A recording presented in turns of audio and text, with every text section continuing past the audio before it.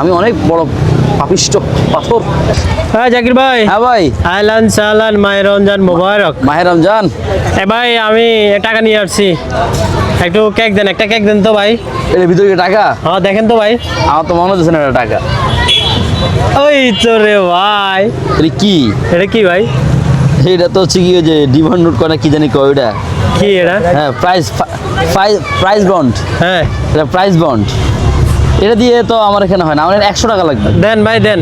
না ভাই, ভাই এটা 100 টাকা তো। এটা 100 টাকা, কিন্তু এটা আমি 100 টাকা এটা উঠাতে গেলে আমার আরো 40 টাকা খরচ আছে। কি লেগা? আমার বাসা থেকে ব্যাংকে যেতে হইব, আপ ডাউন 20-40 টাকা রিক্সা ভাড়া। তাহলে আপনি আরো 40 টাকা দেন আমার। ভাই এটার দাম তো কমে না।